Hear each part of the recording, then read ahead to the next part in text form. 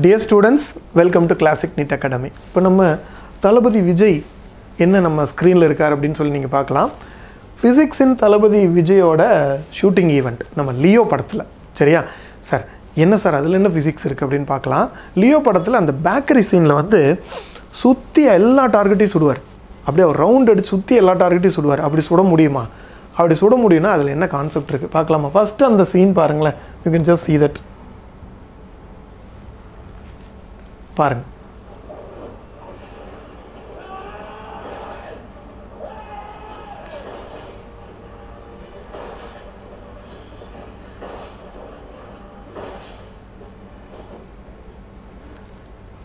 சுற்றி அப்படியே சுடுறார். சுடும்போது சுற்றும் போது எப்படி சார் கரெக்டாக குறி பார்க்காம சுட முடியும்?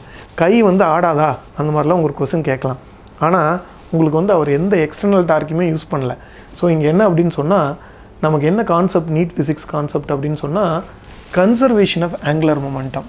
இப்போ நெட் எக்ஸ்டர்னல் டார்க் வந்து net external torque on the system or particle வந்து ஆக்ட் ஆகலை அப்படின்னு சொன்னால் momentum is conserved. Change in momentum வந்து 0. அப்போ ஆங்குலர் மொமெண்டம் வந்து உங்களுக்கு வந்து கன்சர்வ்ட். ஆக்சுவலாக conservation of angular momentum, angular momentum வந்து கன்சர்வ்டு. அதாவது என்னென்னா, ஆங்குலர் மொமெண்டம்னா L = I ஒமேகா அப்படின்னு சொல்லுவாங்க. இந்த I ஒமேகா கன்சர்வ்டு. கன்சர்வ்னா மாறாது, கான்ஸ்டண்ட்டாக இருக்கும். எக்ஸ்டர்னல் டார்க் இல்லைனா, அவர் எக்ஸ்டர்னல் டார்க்லாம் இதில் அவரோட பாடி டார்க்கு தான் சுற்றுறார். சுற்றும் போது அவரால் வந்து கரெக்டாக பாயிண்ட் பண்ண முடியுது, பேலன்ஸாக வந்து சுட முடியுது. இதுதான் அதில் இருக்கிற ஃபிசிக்ஸ். இது வந்து நம்ம நீட் ஃபிசிக்ஸில் சிஸ்டம் ஆஃப் பார்ட்டிகல்ஸில் இருக்குது. இதை கேள்வி கேட்கலாம். சரி, அப்போ என்னென்னா, இந்த I ஒமேகா = கான்ஸ்டன்ட் அப்படின்னு சொல்கிறாங்க. ஐங்கிறது என்ன? Moment of inertia. ஒமேகாங்கிறது என்ன? Angular velocity. அப்போ இது என்னென்னா, எப்பவுமே சொல்லும்போது இது கான்ஸ்டன்ட்னு சொல்லும்போது என்ன சொல்லுவாங்கன்னா, I1 ω1 = I2 ω2 அப்படின்னு சொல்லுவாங்க. அதாவது உங்களுக்கு வந்து இது மொமெண்ட் ஆஃப் இனர்ஷியாவும் சே எக்ஸாம்பிள் 20 × 30 அப்படின்னு இருந்துச்சுன்னா, அதாவது ஆங்குலர் மொமெண்டம் உங்களுக்கு வந்து moment of inertia 20, angular velocity 13 இருந்ததுன்னா மொத்தமாக இது வந்து எவ்வளோ வருது? உங்களுக்கு 600 வருது. அதே மாதிரி இங்கே 600 வரணும். ஒருவேளை உங்களுக்கு வந்து இங்கே வந்து மொமெண்ட் ஆஃப் இனர்ஷியா 10 குறைஞ்சிருச்சு அப்படின்னு சொன்னால், இந்த ஆங்குலர் வெலாசிட்டி அதை காம்பன்சேட் பண்ணுறதுக்காக 60 இன்க்ரீஸ் ஆகணும். இது ரெண்டுமே எப்பவுமே ஈக்குவலாக இருக்கணும். இதான் கான்செப்ட். இதை வச்சு தான் கண்டுபிடிக்க சொல்லுவாங்க. ஓகேவா? இங்கே பாருங்கள், அதாவது இந்த நின்றுட்டுருக்காரு, ரொட்டேட் ஆகிறார், தன்னைத்தானே ரொட்டேட் ஆகிறாரு. அப்போது ரொட்டேட் ஆகும்போதுப்பா கையை இப்படி விரிச்சார் அப்படின்னு சொன்னால் மொமெண்ட் ஆஃப் இனர்ஷியா அதிகமாகும். மொமெண்ட் ஆஃப் இனர்ஷியா அதிகமாச்சுன்னா ஸ்பீடு குறையும். அப்படி தான் அவர் பண்ணார், இப்படி கையை விரிச்சிட்டு. அதனால தான் அவர் ஸ்பீடு குறையுது, அவருக்கு பேலன்ஸ் கிடைக்குது. சரியா?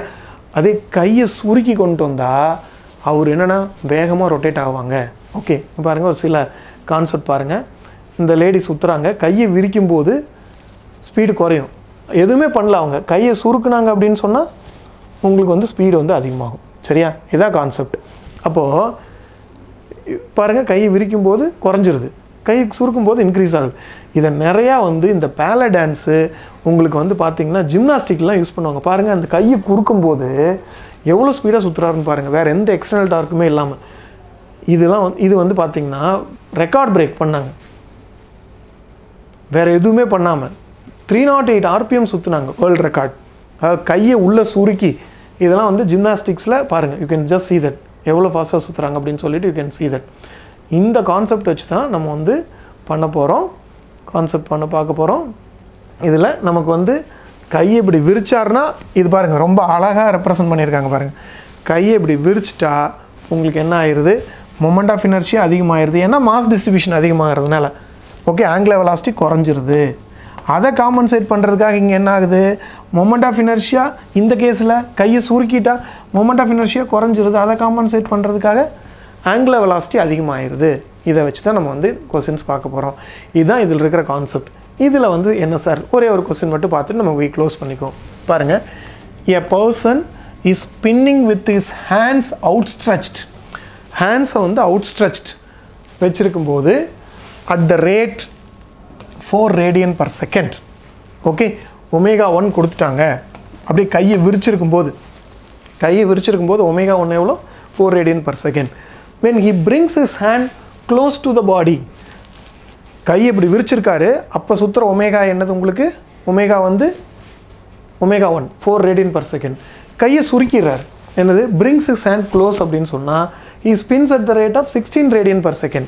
அப்போ ஒமேகா 2 கொடுத்துட்டார், ஒமேகா 2 கொடுத்துட்டாங்க. The ratio of the moment of inertia கேட்குறாங்க.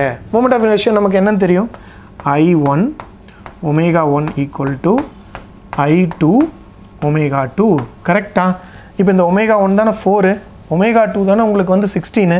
அப்போ இந்த I2 இங்கே கொண்டு வாங்க, I1 by I2 equal to என்ன வருது, ஒமேகா 2 பை ஒமேகா 1. ஒமேகா 2 எவ்வளோப்பா சொன்னோம், 16. ஒமேகா 1 எவ்வளோப்பா சொன்னோம், 4. அப்போ என்ன வந்துச்சுன்னா உங்களுக்கு 4/1 4:1 4:1 ஆன்சர் வந்துடுது. கிளியரா? புரியுதாப்பா? ஸோ அப்போது ஃபிசிக்ஸ் எல்லாருமே கஷ்டம்னு தான் சொல்லுவாங்க. ஆனால் நம்ம இந்த மாதிரி வந்து ப்ராக்டிக்கலாக நடக்கிற ஒரு விஷயத்தை ரிலேட் பண்ணி படிக்க முடியும். சார் ஏன் சார் இது மாதிரி வந்து தளபதி தென் விராட் கோலி இந்த மாதிரிலாம் நிறையா கான்செப்ட்ஸ் ஏன் உள்ளே கொண்டு வந்து பண்ணுறோம் அப்படின்னு சொன்னால், நம்ம கிளாசிக் நீட் அகாடமி பொறுத்த வரலையும் ஃபஸ்ட்டு வந்து என்ன நடக்குதுன்னு புரியணும். ஃபிசிக்ஸில் இது என்ன, மொமெண்ட் ஆஃப் இனர்ஷியானா என்ன, ஆங்குலர் மொமெண்டம்னா என்ன, உங்களுக்கு வந்து கன்சர்வேஷன் ஆஃப் ஆங்குலர் மொமெண்டம்னா என்ன, இதெல்லாம் உனக்கு தெளிவாக புரிஞ்சால் மட்டும்தான். இப்போ நம்ம கட்டப்பா சொன்னோம், பாகுபலி சொன்னோம், இதெல்லாம் சொல்லும்போது லென்ஸ்லா இதெல்லாம் சொல்லும்போது உனக்கு வந்து தெளிவாக ஒரு அசம்ஷன் இருக்கணும். எந்த அசம்ஷனுமே புரியாமல் ஒன்றுமே புரியாமல் படிக்கும்போது தான் ஃபிசிக்ஸ் கஷ்டமாக இருக்குது. இந்த மாதிரிலாம் ஒரு கான்செப்ட் கூட ரிலேட் பண்ணி படிச்சிங்கன்னா மறக்காது. இந்த ஈவெண்ட் ஞாபகம் வந்ததுன்னா உங்கள் இமேஜினேஷன் வந்து இம்ப்ரூவ் ஆகும். நீட் ஃபிசிக்ஸ் மட்டும் இல்லை, நீட்டை மட்டும் இல்லை, எந்த எக்ஸாமாக இருந்தாலும் கிராக் பண்ணலாம். அந்த அளவுக்கு யூ ஹேவ் கேப்பபிலிட்டிஸ். மறுபடியும் சொல்கிறேன், நீட் ஃபிசிக்ஸும் ஈஸி, நீட்டும் ஈஸி. எக்ஸலண்ட்டாக சக்ஸஸ் ஆகலாம்.